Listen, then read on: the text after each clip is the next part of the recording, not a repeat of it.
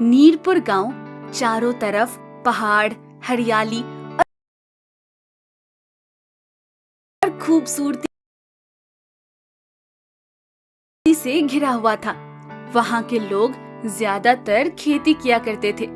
गांव के लोगों को प्राकृतिक चीजों की कोई कमी नहीं थी। पेड़ पौधे, पानी, हरियाली। नीरपुर एक बहुत ही सुंदर और हरी भरी जगह थी। पानी पानी पानी, मुझे प्यास लगी है। नीरपुर में तो इतना पानी था, पर यहाँ दूर दूर तक कुछ दिखाई नहीं दे रहा है। हरी हरी, उठो, क्या हुआ है? क्यों इतना चिल्ला रहे हो? तभी हरी नींद से हड़बड़ाकर उठता है। कुछ नहीं, आंख लग गई थी बस। बुरा सपना देख लिया था शायद। खैर छोड़ो, तुम लोग क्या कर रहे थे? हमेशा की तरह बारिश होती रहेगी और हमारे खेत ऐसे ही रहेंगे। हाँ भाई, अगर नीरपुर में बारिश और पानी नहीं होगा तो कहाँ होगा? साक्षात देवताओं का वास है हमारे गांव में। कभी किसी चीज की कमी नहीं होती। गांव के कुछ और लोग चौबारे के पास अपने खेतों और फसलों की बातें कर रहे थे। तभी वहाँ पर गांव के एक बड़े बुजुर्ग बाबा किरोड़ी मल आ जाते हैं। तुम्हें पता भी है, आने वाले समय में पानी सबसे बड़ा संकट बनेगा। हो सकता है कि तीसरा विश्व युद्ध भी पानी की वजह से ही होगा। अभी अभी देखे बुरे सपने की वजह से हरी का ध्यान किरोड़ी मल की बातों पर जाता है। बाबा, आप कैसी बातें कर रहे हो? हमारे पास इतने सारे तालाब, कुएं और झरने हैं, ऐसे कैसे पानी खत्म हो जाएगा? चारों तरफ तो पानी ही पानी है। वही तो समस्या है बेटा, तुम लोग समझ नहीं रहे। ये जो दिख रहा है ये बस आज है। थोड़ी दूर जाकर देखोगे तो तुम्हें कोई झरना, पानी, तालाब नहीं मिलेगा। पर ऐसा क्यों होगा बाबा? जब मैं छोटा था तो लगभग 100 किलोमीटर के दायरे में खूब तेज बारिश होती थी, और आज देखो बस 10 किलोमीटर ही रह गई है। समय बदल रहा है बेटा, थोड़े दिन जाने दो, हमारा भी पानी खत्म हो जाएगा। अब बाबा किरोड़ी मल की ऐसी बातें सुनकर रामू और श्याम दोनों सोचने लगते हैं और बोलते हैं। हाँ बाबा, लेकिन इतनी जल्दी पानी खत्म होने का तो मतलब ही नहीं बनता। ऐसे थोड़ी हो सकता है। हाँ बाबा, रामू बिल्कुल ठीक कह रहा है। अब तुम इसे ऐसा ही देख लो, 10 किलोमीटर के बाद वाले गांव में बारिश नहीं हो रही तो वो हमारे तालाब से पानी भर रहे हैं। तभी वहाँ पर गांव का एक और व्यक्ति रमेश आ जाता है और आकर बोलता है। हाँ बाबा, मुझे भी ऐसा ही लगता है। तुम लोग देख लेना, अगले साल बिल्कुल भी बारिश नहीं होगी। देखो, अब तो इसने भी कह दिया, अब तो बारिश नहीं होगी। सब लोगों को बाबा किरोड़ी मल की बातों का ज्यादा असर तो नहीं पड़ता, लेकिन रमेश के मुंह से ये बात निकलते ही सब परेशान हो जाते हैं, क्योंकि गांव में सभी का मानना था कि रमेश जो भी अपने मुंह से निकालता है वो सच हो जाता है, और बुरी चीज तो खास तौर पर। बाबा, आपका तो पता नहीं, लेकिन अब इस काली जुबान ने बोल दिया, अब नहीं होगी बारिश। गई हमारी फसल भी और खेत भी। बोल तो दिया है, लेकिन इसका कोई उपाय तो होगा। अब आगे क्या करना है ये बताओ। इस बात के बाद सभी गांव के व्यक्ति बहुत परेशान हो जाते हैं और जवाब के लिए बड़ों की तरफ देखने लगते हैं।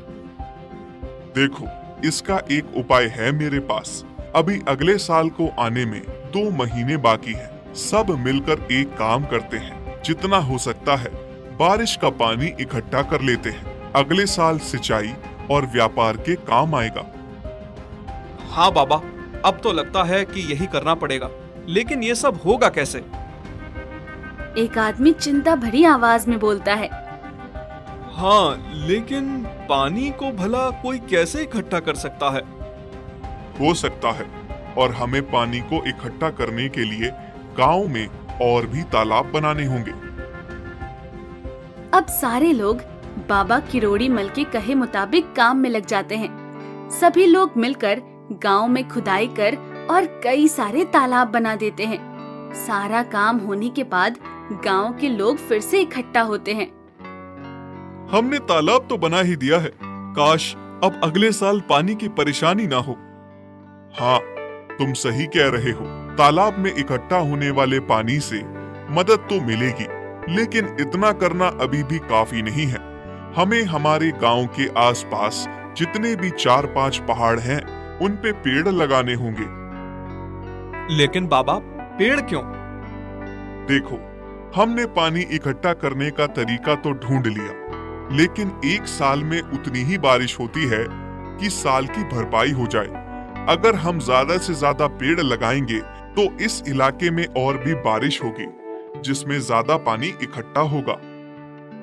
सही है, तो हम एक काम करते हैं, हम 2 महीनों में पहाड़ों को पेड़ों से भर देते हैं। अब बाबा के कहे अनुसार गांव के सभी लोग पेड़ लगाना शुरू कर देते हैं। देखते ही देखते चारों ओर पहाड़ियां पेड़ों से भर जाती हैं और हरी भरी हो जाती हैं। साथ ही साथ सभी लोग गड्ढे खोद देते हैं जिनमें पानी भर जाए, और उनके साथ साथ रास्ता बना देते हैं ताकि बारिश का पानी इधर उधर जाने के बजाय गड्ढे के जरिए जमीन में वापस चला जाए। मुझे लगता है कि अब हम सबने सारा काम पक्का कर दिया। इस साल की बारिश के इकट्ठा हुए पानी से हमारा काम चल जाना चाहिए। हाँ, बाबा के कहे अनुसार पेड़ों की वजह से बारिश अच्छी हुई है इस बार, और हमारी बनाई हुई सारी नहर और गड्ढे भी भर चुके हैं। अगले साल की सिंचाई में भी कोई परेशानी नहीं आएगी। बाबा, आपने बिल्कुल सही उपाय बताया था पानी को इकट्ठा करने का। अगर बारिश ना भी हुई तो भी गुजर चल जाएगा। अब बारिश का मौसम आता है और खूब जोरदार बारिश होने लगती है। सब लोग तो कुछ और ही अंदाजा लगाकर बैठे थे। अब बारिश देखकर गांव के सभी लोग एक जगह इकट्ठा हो जाते हैं। पर रमेश ने तो बोला था कि इस बार बारिश नहीं होगी। ये तो पिछले बार से भी तेज बारिश है। इसका मतलब इन्होंने मिलकर हमसे झूठ बोला। हाँ, और हमने जो बेवजह इतनी सारी मेहनत की, उसका क्या? ये सभी लोग आपस में बातें कर ही रहे होते हैं कि तभी ये लोग देखते हैं कि बहुत सारे लोग भीड़ में इकट्ठा होकर उनकी तरफ चले आ रहे हैं। ये इतने सारे लोग एकदम से यहाँ क्यों आ रहे हैं? तभी गांव के लोग देखते हैं कि वो सभी अपने हाथों में फल और मिठाई लिए हुए हैं और उन सभी के चेहरे पर मुस्कान थी। तभी उनमें से एक व्यक्ति आगे आकर बोलता है, हम लोग पास के गांव सीमापुर से आए हैं। मैं वहां का सरपंच हूं। हम लोग आपका बहुत धन्यवाद करना चाहते हैं, खास तौर पर सरपंच जी, बाबा करोड़ीमल और रमेश का। आप लोगों की वजह से ही ये सब हो पाया है। ना जाने कितने सालों बाद हमने बारिश देखी है। इंद्रदेव तो मानो हमसे रूठ ही गए थे। फिर वो सभी लोग एक एक करके बड़े लोगों के पैर छूने लगते हैं और उनकी आंखों में आंसू थे। अरे आप लोग ये क्या कर रहे हैं?